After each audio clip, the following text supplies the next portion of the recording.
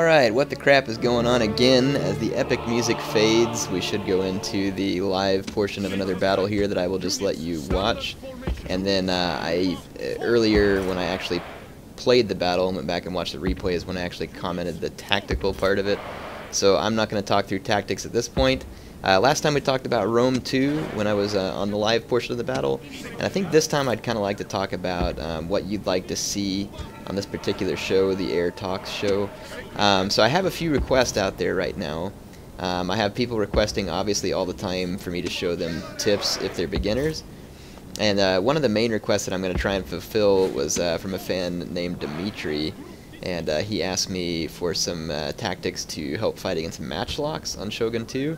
And I am working on that, Dimitri, and so not every fan that requests something from me is going to be able to see what they get, but I think that this is a good opportunity for me to have you all put some stuff down in the comments to let me know what it is that you're looking for. And I'll say this as well, if you see something that one of my fans asked for and you say, hey, wow, you know, I've got a great replay that shows that, or I think I have a really good tactic for that and you can explain it to me, send it to that heirtotalwar@gmail.com. And I'll put that in the what do you call it, the description of the video. Yeah, that's what I was looking for. So send it to Heir Total War if you have something that you think that fits something the fans are requesting too, and I'll try and show it. So I've been asked before, what is it that makes you pick one of these videos for your Heir Talks episode? Well, obviously I'm going to put some of my own footage in here sometime, and if I put my own footage in, it's simply because I hope you all will enjoy it, and I'm trying to do something that you'll enjoy. Whenever I pick fan footage, I'm picking something that I think illustrates a good point, or is particularly entertaining, or both. So I kind of look for both qualities if possible, but obviously I don't have a problem just trying to, you know, get something that shows a good point about the game or a good tactic. As a new game comes out with Rome 2, for instance, we're definitely going to have a lot of these videos focused on builds and strategies. In Shogun 2, all those things are kind of beating a dead horse because all those things have really already been figured out. Not to say that there may not still be some, you know, new ideas people can try, but for the most part, those things are figured out. So it's not going to be as big. But yeah, as the new game comes out, obviously I'll be trying to show you, you know, different things about online play and campaign, and really trying to keep you up to speed as the game's new. As far as tactics, like I said, give me your opinions. Tell me what it is that you want to see. Explain the different situations, and you can also send me replays if you want to say, hey, I lost this video and I'm not quite sure, or I lost this battle and I'm not quite sure why. I'm definitely happy to take those replays too. Like if you lose a battle and you really think that, you know, you just have no idea why, send it to me and let me watch it, and I may show something like that as well. And you know, I will show my losses from time to time too, because I do lose. More so whenever I'm playing the game more often. Now that I don't play it as often, I don't lose as often, obviously. But in any case, give me your ideas down in the comments section. There's the results from that battle.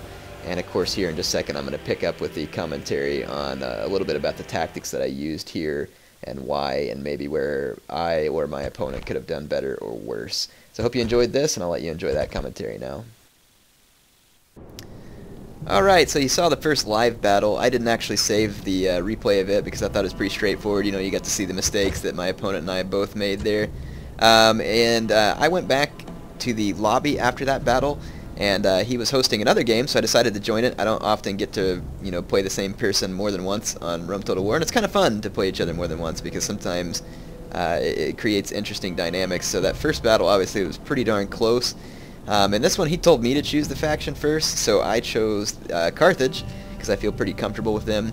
And I'm bringing a classic Carthaginian rush army that I used to use a whole lot back in the day, which is 6 gold Sacred Band Pikes, 4 gold Sacred Band Cav, and 3 gold Round Shield Cavalry. This is a complete and total rush army.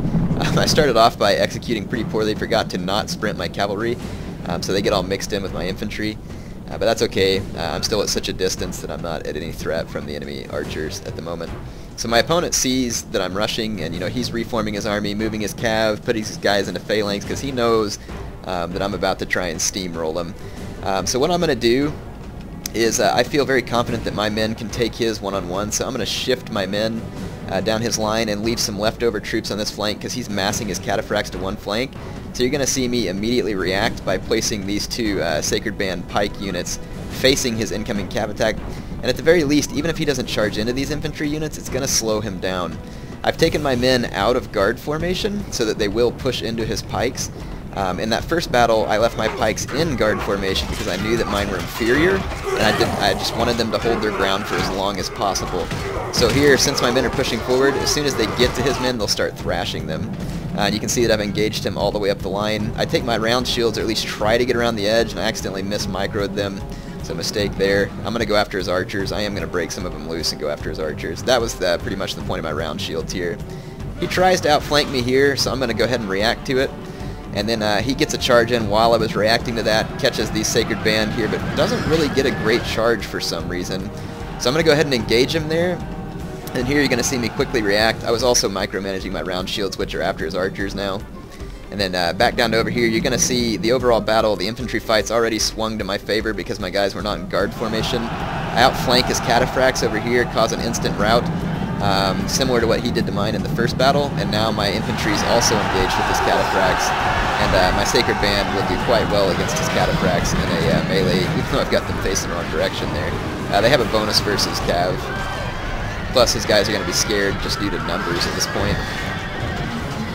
So, yep, you can see I chased off his archers. I've got another cav unit chasing off these archers. I've pretty much wrapped up his infantry, and my opponent admits defeat, seeing that the writing is on the wall. So, interesting there, he had a lot of archers kind of expecting to kill my slingers like I did with his, but my strategy obviously was to bring a rush army, and you can see that he almost got no kills out of it. That's how superior Sacred Band pikes are to Silver Shield pikemen, but you all might be saying, but Heir, your pikes lasted forever against his in the last game, and some of them even like beat some of his guys. It's because they were in guard formation. When you leave them in guard formation, they're able to keep those Hellenistic phalanx units with the shorter pikes. They have a dory as opposed to my guys having a sarissa. They can keep them at a distance, plus my opponent probably did not take his Sacred Band out of guard formation. If he had, they would have destroyed my Silver Shield pikes. So the important lesson to take away from this is whenever you know you have superior pikes, take them out of guard formation. Let them steamroll the enemy faster. Don't get into a long, drawn-out infantry fight where your opponent might get the possibility to win a cav fight and hit you with a hammer and anvil. You can win the fight a lot faster if you do that. Let's take a look at the next replay, and I'll show you the live footage, and then of course do this again where I show you the afterwards footage, just so you can kind of see my strategy throughout.